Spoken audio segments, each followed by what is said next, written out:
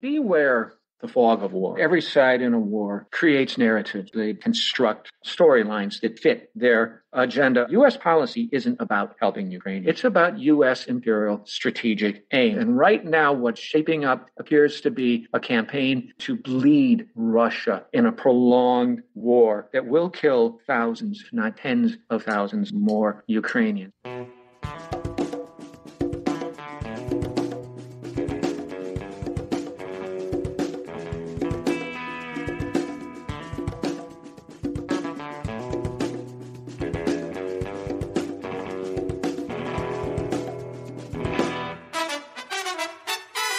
Welcome to episode 104 of the Refuse Fascism podcast, a podcast brought to you by volunteers with Refuse Fascism.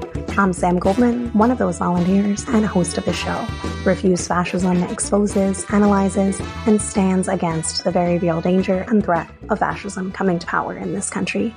Before we get to today's show, I want to give a shout out to our monthly sustainers. We couldn't do the show without you. Sign up to become a monthly sustainer of Refuse Fascism at refusefascism.org. Hit the donate button. Thanks to everyone who's rated, reviewed, subscribed, and follows to help us reach more listeners. If you haven't yet, go do it. Of course, after listening to today's episode. Shout out to BS Pill 1, who reviewed us on Apple Podcasts and wrote, "Becoming one of my go-to podcasts. Pay attention, people." Thanks, BS Pill 1. With all the big monetized shows that have staff and publicists, we appreciate that you value what we have to say. We read all your reviews, emails, notes, messages. After listening to this episode, share your thoughts with us. Leave us a voicemail. Click the button at anchor.fm/refuse-fascism, and you might even hear yourself on a future episode. In today's show, we're sharing an excerpt of a webinar presentation given by Paul Street for the Refuse Fascism Chicago chapter on March 14th, titled False Narratives on the War in Ukraine. Paul is a historian, author, and journalist. He's a member of the National Editorial Board of refusefascism.org and a frequent guest on this show. His latest book is This Happened Here: Amerikaners, Neoliberals, and the Trumping of America. We want to give a big shout out to the Louisiana students who held a walkout against anti-LGBTQ bills. Cheers to the hundreds of high school students at Ben Franklin High School who held a walkout to protest Louisiana House Bill 570, which would prohibit transition-related healthcare for transgender children, and HB 837, which would prohibit discussion of LGBTQ topics in Louisiana classrooms. We'll have more on these protests hopefully soon. If you know somebody who participated, please DM us on social media or email me. Let's talk about some developments from the past week as it relates to the rising fascist threat and the importance and impact of standing up against it. And let's face it, this week was a week, in honestly a surprise to nobody paying attention, in a series of messages, 29 in all, to then Chief of Staff Mark Meadows. In the weeks after Election Day, Virginia Ginny Thomas, the wife of Supreme Court Justice Clarence Thomas, called Biden's victory, quote unquote, the greatest heist of our history, and told him that President Donald Trump shouldn't concede. As Wajahat Ali tweeted this week, quote, "For those who mocked us when we used the F word, fascism, you have a compromised Supreme Court Justice whose wife actively supported and funded a coup and violent insurrection to overturn a free and fair election," end quote. Many have been hand-wringing, "Where's Merrick Garland?" and calling for Justice Clarence Thomas to be impeached. Some commentators have noted that Dems aren't built for this fight, but have come to the very wrong conclusion that the Dems are all we have. The Democrats are not and will not fight this the way it must be fought. But who says that's all we have? All of us who refuse fascism need to stop banking on a savior or wishing it away and create a groundswell from below so determined that they must respond. In related news, Representative Mo Brooks, once one of Trump's most loyal supporters, who was among the first to pledge to work to use the certification of the election on January 6th to overturn the results.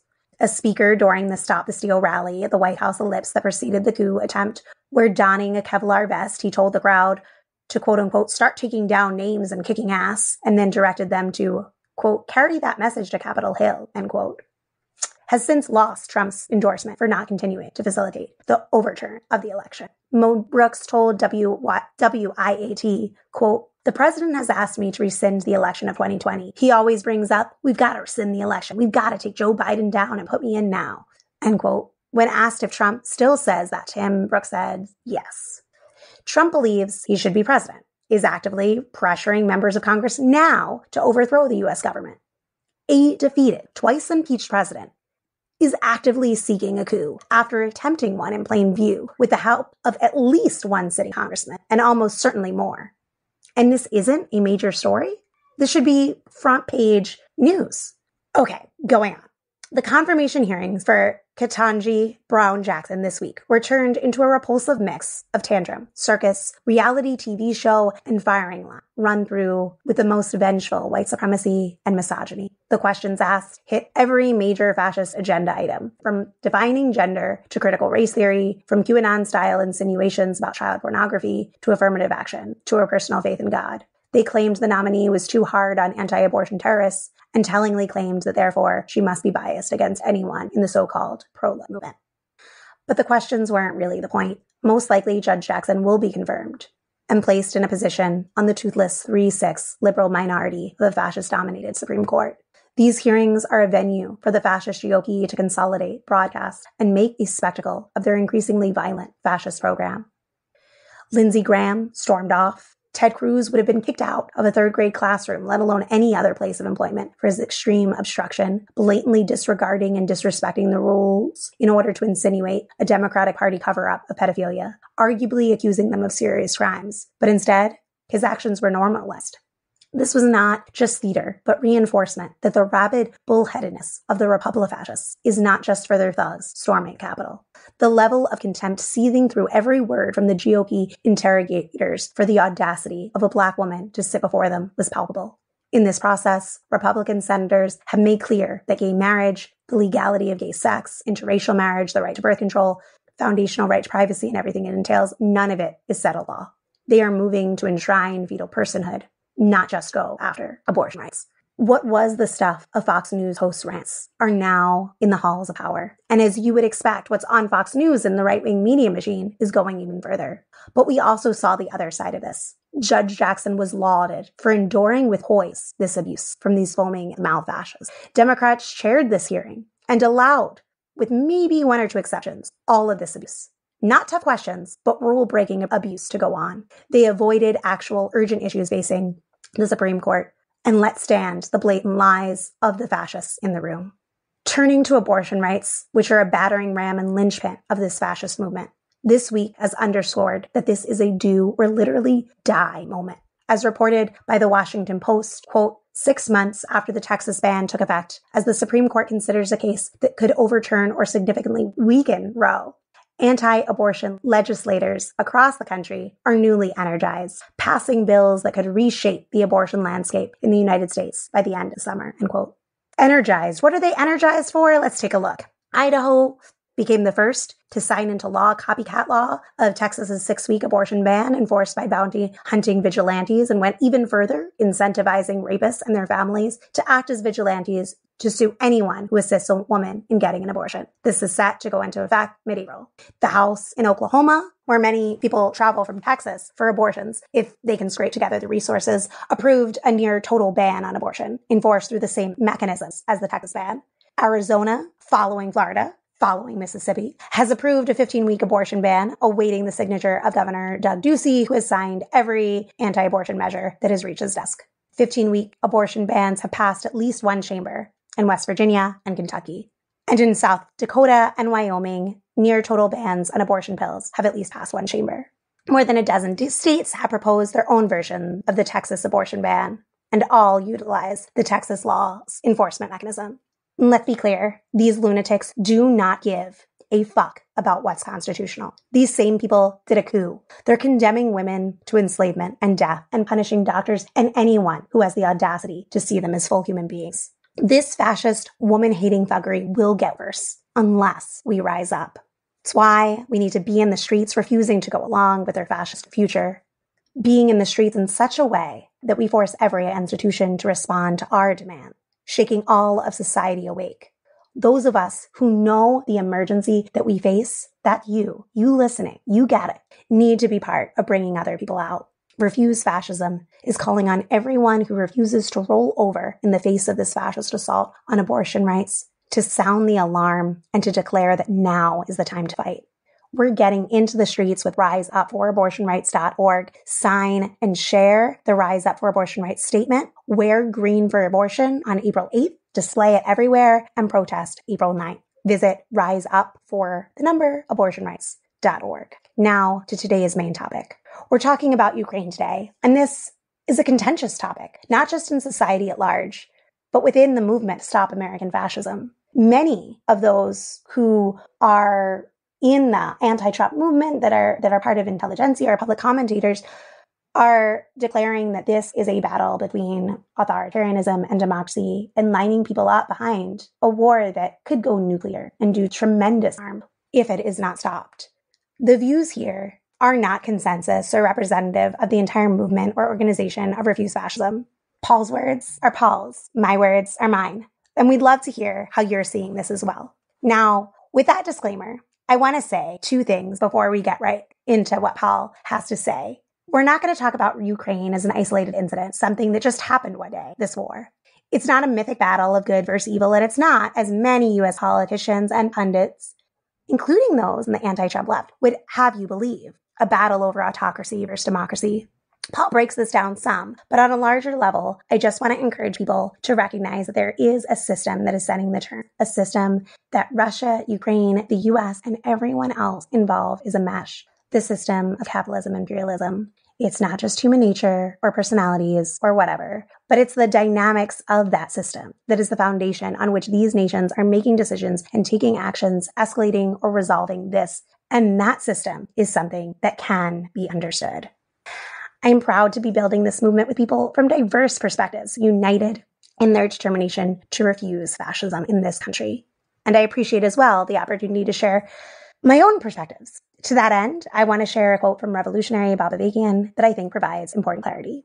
Quote, besides the fact that the U.S. is today and historically been aligned with many, quote unquote, authoritarian governments throughout the world, and in fact has forcibly installed such governments in many countries, the even more fundamental fact is that the essence of the conflict between the U.S. and countries like Russia and China is not one between, quote unquote, democracy and, quote unquote, authoritarianism, but is a matter of rivalry among imperialist powers, all of which are monstrous oppressors of the masses of people, and none of which represents or act in the interests of humanity. What is called for, and urgently now, is to oppose all imperialist marauders and mass murderers, and all systems and relations of oppression and exploitation, while giving particular emphasis to opposing, quote unquote, our own imperialist oppressors who commit their monstrous crimes in our name, and to seek to rally us to support them on the basis of a grotesque American chauvinism, which we must firmly reject and fiercely struggle against, end quote. I encourage people to check out revcom.us for more. Now, here's Paul. Beware the fog of war. When I say fog of war, I mean a couple of things. The most obvious and commonplace sense in which the phrase fog of war is understood is that every side in a war creates narrative to support their side. They want to win people over to their side, so they construct storylines that fit their agenda. There's another meaning, I guess, of fog of war that means that things start moving very quickly and become very anarchic and unpredictable, and there's sort of chaos, and it's hard to keep track of them. That's certainly true, too. I can just realize that that's another meaning. And then I think there's a third meaning of the fog of war, which is that during war, during international conflicts, and particularly during wars, there's a kind of cover that comes over societies where people get so distracted by what's happening outside their borders, or maybe along their borders, sometimes inside their borders, that we lose sight of the wars that are being taken place against the people in the countries. The wars at home. The war on people of color, the war on immigrants, the war on gay and transgender people, the war on women, the war on civil and voting rights, the war on truth, the war on history, the war on the teaching of accurate history in this country, last but not least, the war on livable ecology. A lot of these things tend to go under the radar screen. Police shootings tend to go under the radar screen. Attacks on civil rights tend to go under the radar screen as everybody becomes focused on the great military conflict. But let me get back to that first one, though, to cut through the BS on all the propaganda and all the false narratives that get out there. Let's try and cut through the fog of the Ukraine crisis, the Ukraine war. I don't have time here to take down in detail all the Russian lies, many of which have been just almost slavishly taken up by and repeated by what I call the Pavlovian enemy of my enemy is my friend, fake left. Putin had no alternative but to invade. False. Images of Russia bombing civilian targets are fake news. Not true. False. Ukraine isn't a country. Wrong. Ukraine is a Nazi state, and Russia's invasion is a repeat of the great patriotic Soviet war against fascism during World War II. False. Ukraine is committing genocide against Russian speakers. All the imperialism in this conflict is on NATO's side. which is, incidentally, America's side, because NATO is the United States by and large. Russia is an imperialist. It's just practicing national self-defense. All of this is complete BS. I think the more important lies for us, given where we are in the belly of the beast of the greatest empire the world has ever seen, are the most significant ones that we have the greatest moral duty to question. These are the false narratives that it is our greatest responsibility to critique, the ones on the Western/US/NATO side. Let us not talk falsely now. False Western narrative. NATO is just a defensive European alliance. Bullshit. NATO is an extension, an arm of US power. It is the American eagle to the Russian bear in Europe. NATO has fought offensive wars beyond Europe in Afghanistan and Libya, and it trains and it coordinates for actions far beyond Europe and indeed around the world.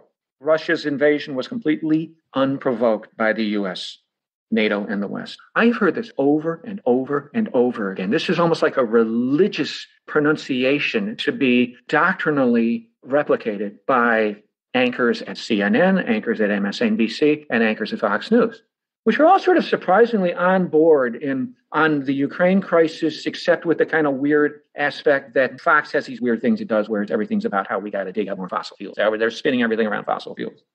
But they all say this. It's completely unprovoked. This is complete nonsense. And I want to return to this in a few minutes in some detail because it's very important to break it down. The other ones that I'm going to mention here now can be just dealt with right away. And then I want to return to that.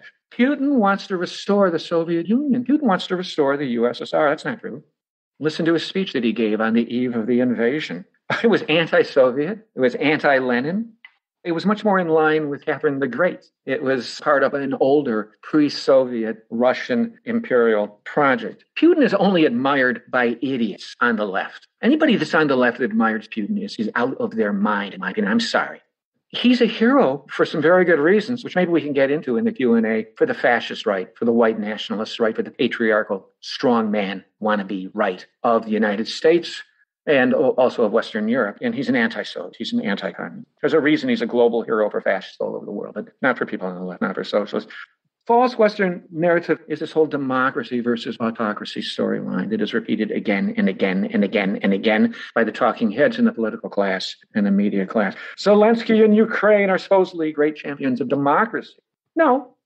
They're agents, they're embodiments of bourgeois democracy. I always kind of hesitate to use the phrase because it's sort of oxymoronic. Bourgeois democracy is a form of and a cloak for capitalist class rule, which is not democracy. We have bourgeois democracy here in the U.S., where majority and generally progressive public opinion is consistently canceled by concentrated wealth and power on issue after issue after issue. And of course, we don't just have any kind of normal bourgeois democracy. We have a very strange and curious form of bourgeois democracy wedded to a slave owner's charter that was written and passed in the time of Louis XVI in the late 18th century. False Western narrative, sanctions on ordinary people lead them to rise up in rebellion against their dictator. And by the way, if you don't think Putin's a dictator, just look at how he's responded to the aftermath of his invasion, all the people he's locking up. So he is a dictator. You got a problem with that on the left, you got a problem. He's a dictator. But sanctions do not have a very good historical record when it comes to turning people against regimes. That is not how it worked in Iraq at all. In fact, if anything, they give dictators a kind of distractive, deflective ability to blame external forces for the misery people are experiencing on them. I know Noam Chomsky argued repeatedly that the sanctions in Iraq deepened the power of Saddam Hussein there. If people thought economic sanctions on Iran were going to lead the people to overthrow the mullahs and the theocratic powers there, that has not been borne out. So it works the other way. Granted, we don't know, because these are absolutely remarkable sanctions. It's very important to keep in mind that it's almost as if people think like sanctions are this benign, peaceful, non-violent response to imperial aggression. People die from sanctions, okay? They can't get medicine. They're knocked out of employment. They can't buy basic food necessities anymore. Tens of thousands have died from sanctions in Iraq, in Iran, and elsewhere. It involves huge human suffering for ordinary, common, working class, lower class, middle class people who have not been consulted on things like Saddam's decision to invade Kuwait or like Vladimir Putin's decision to invade Ukraine. False Western narrative. Putin wants to march into NATO territory, starting with Poland. He has no interest in negotiations. There's no off-ramps for Putin. It's not just about Ukraine. It's a war on all of Europe and indeed all of civilization. So we must pull out all the stops, fight Putin to the last drop of blood, come hell or high water. I can't tell you how many people I've seen say this or words to this effect on the cable news channels. And of course, with this kind of warmongering sentiment being deeply reinforced by not made up, but very real and therefore all the more potent images of devastating criminal assaults on real people in Ukraine.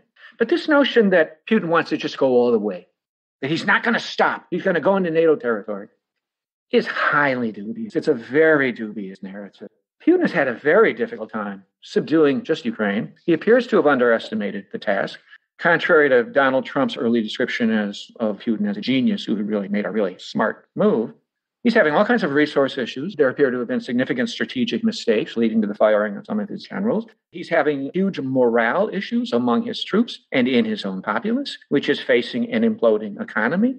NATO is consolidating like no time in recent memory in the wake of the Ukraine invasion. I don't think Putin wanted that. Finland and Sweden are talking about joining NATO. Historically, epically, monumentally neutral Switzerland signed on with the sanctions. Images of civilian destruction are making Putin, in part of the world, certainly in the West, into more of a pariah than he'd ever been. Before, he's being portrayed as something like an evil, dastardly, sinister criminal in a James Bond movie. It's kind of a disaster for him in some ways, arguably. But in any event, the idea that he has the ability or the desire to push beyond Ukraine, to me, seems far-fetched. I think he knows it would mean mushroom clouds over Moscow. Second problem here is that Russia has, in fact, sent out feelers and terms for the cessation of hostilities. There are terms for the cessation of hostilities. You know, how serious they really are, well, I guess we'll find out. Basically, neutrality for Ukraine, which is an understandable thing for them to want. I'll get into that in a second.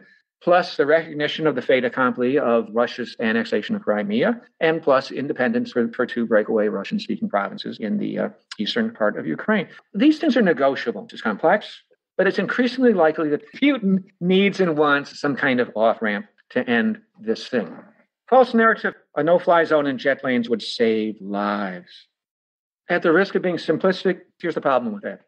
There's 40 million people or so left in Ukraine right now, and there's 8 billion people still stuck on Earth who haven't found another planet to relocate to in case of World War III.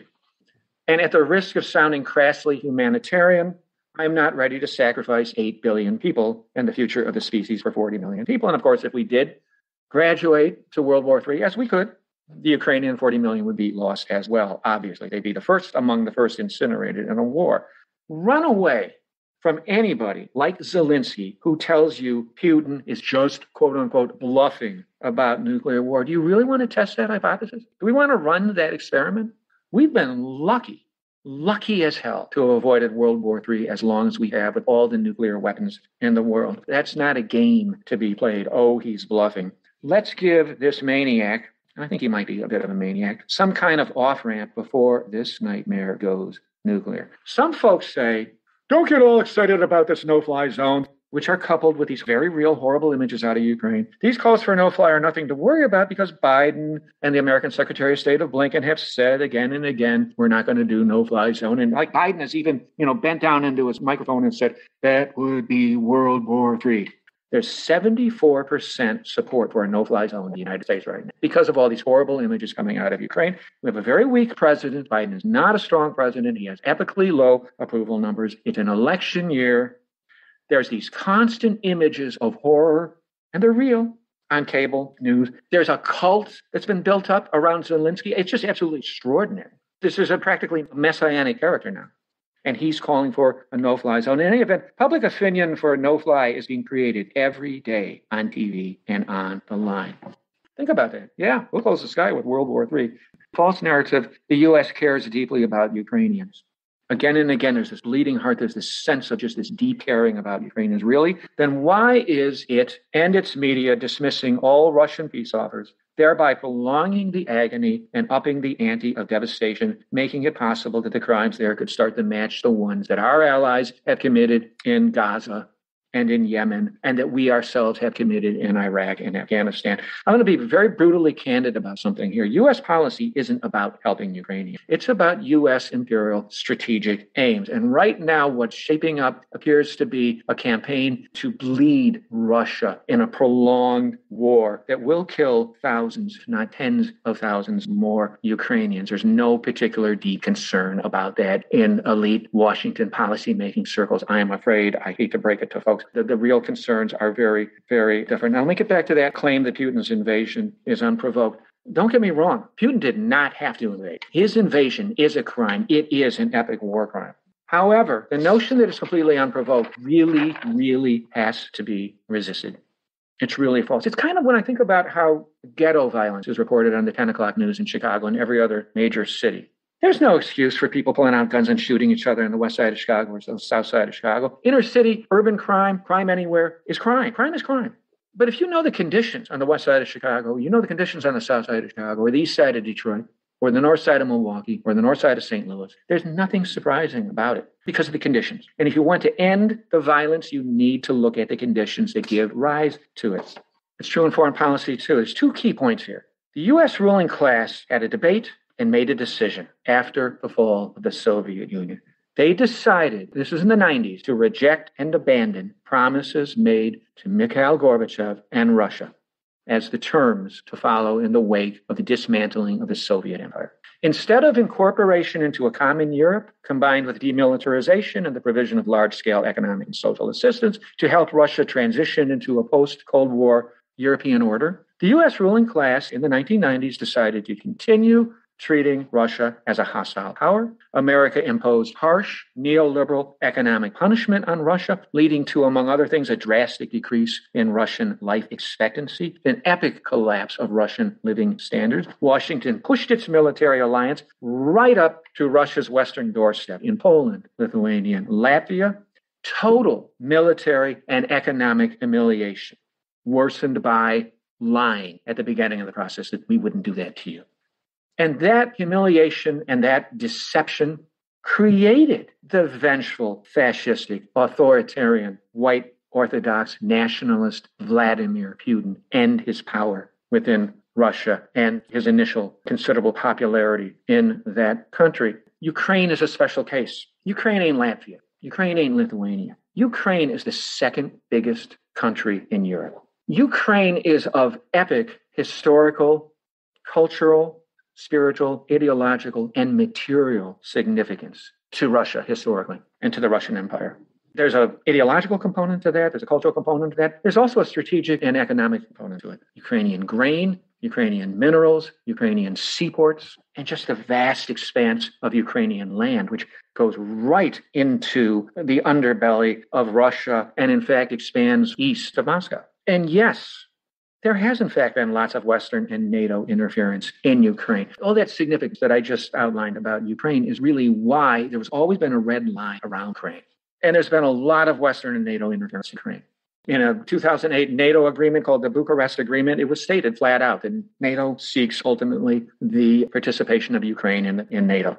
In 2014, the United States and the West were politically intervened in Ukraine to overthrow a neutral, somewhat pro-Russian elected government there and replace it with a Western-facing, pro-Western capitalist government. The coup was conducted with fascist paramilitaries, in part, that were later integrated under U.S. pressure into the Ukrainian National Guard. There have been numerous joint military exercises with the Ukrainian forces conducted by NATO. There have been NATO ships quite recently in the Black Sea. The European Union has funded to the Ukrainian military to the tune of millions of dollars. And now we appear to be in a situation where NATO, which is really the United States, is trying to bleed Russia to death and to give Russia its second Vietnam, the first one being the war in Afghanistan that helped topple the USSR. And now we have the new Western-imposed Vietnam in Ukraine that is meant to topple Putin. How long would it take the U.S. to bomb and reinvade Mexico if Mexico was aligning itself or threatening to align itself or seeming to align itself with a Russian and or Chinese military and economic alliance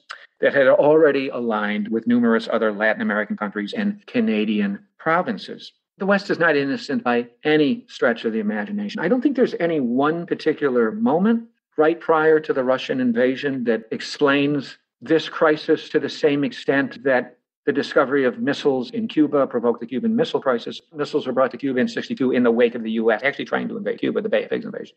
The timing is interesting. It's an interesting kind of thing, why Putin decided to invade when he did. I do think it was fundamentally provoked over years. I suspect that he made some calculations about Western divisions, made some calculations about energy prices, made some calculations about inflation, made some calculations about the weakness of Biden. He clearly waited until his erstwhile ally, China's Olympics, were over. There's a number of things that came together and overdetermined why he picked the moment that he did. To say that NATO and the United States provoked the Russian invasion is not just a left position. Noam Chomsky says it, I say it. George Kennan, the architect of the original Cold War, said don't expand NATO up to the doorstep of Russia, and certainly don't include Ukraine unless you want big trouble. Quote unquote, don't poke the bear. William Burns, the current CIA director, when he was Russian ambassador between 2000 and 2005, warned about excessive NATO expansion and messing with Ukraine. I found on Twitter a statement from Joe Biden in 1997 talking to some policy forum in D.C. saying, don't mess with Ukraine. That's too far. That's a red line too far. That would freak out Russia for some very good reasons.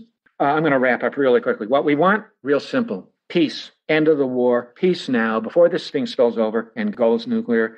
I'm not looking for a winner here. End this war so we can breathe again and live on to make the only war that matters, the people's war against capitalism, imperialism. The masses of the world have no country. Fight the rich, not their wars, or maybe more accurately, fight your dominant social and political order, not your social and political order's wars. The other night on MSNBC, I saw a former high diplomat in the Obama administration say that, quote, now is the time to choose sides. And of course, he meant, with democracy against autocracy.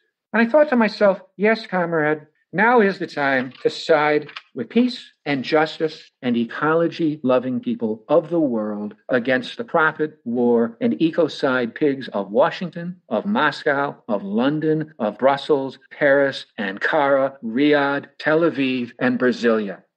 And also against any and all people calling, even if they're a comedian turned Western Messiah cult hero named Zelensky, also against any and all people calling for U.S. and NATO no-fly zones and jet lanes over Ukraine. Again, the views expressed in today's episode are the views of Paul Street and are not an official platform of Refuse Fascism. For Refuse Fascism's mission and key statements, please see refusefascism.org. Read more from Paul at Counterpunch and visit his website. Links in the show notes.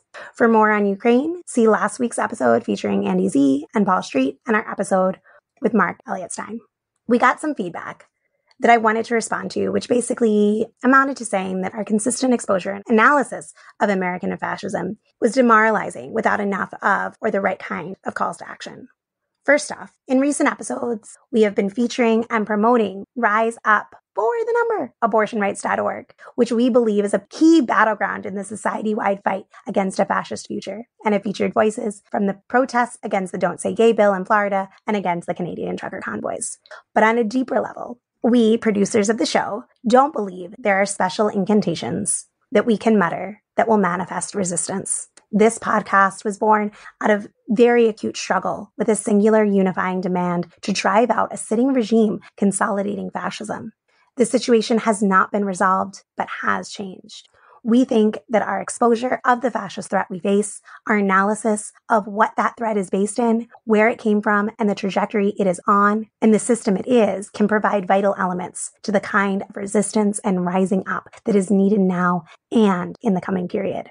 We will continue to point people to ways to act, including and especially at this moment, joining with Rise Up for the number, abortionrights.org. But we want to hear your thoughts. How are you refusing fascism? What does it mean to you? And how does this show support the work that needs to be done? Let us know. As Rise Up for Abortion Rights says in their statement, our only way forward and our best way forward is to resist, to step outside the confines of quote unquote official politics and fill the streets with our fury, rising up with courage and conviction to defeat this assault while bringing closer a future where women and all people are free. We're calling on everyone to wear green for abortion April 8th and get into the streets nationwide to keep abortion legal. New York City, 2 p.m., Union Square on April 9th. Protests are taking place in Austin, Boston, Cleveland, Chicago, Detroit, Los Angeles, Berkeley, Seattle. Find a protest near you or organize one. Learn more and get involved. Visit riseup4abortionrights.org and follow on Twitter at riseup4abortion. Thanks for listening to Refuse Fascism. I want to hear from you. Share your thoughts, questions, ideas for topics or guests, or lend a skill. Tweet me at Sam B. Goldman, or you can drop me a line at SamanthaGoldman@refusefascism.org, or leave a voicemail by going to anchor.fm/refuse-fascism and clicking the button there. Want to support the show? It's simple. Show us some love by rating and reviewing on Apple Podcasts or your listening platform of choice. And of course, follow, subscribe so you never miss an episode. Chip in to support our pod and content creation to help people understand and act to stop the fascist threat.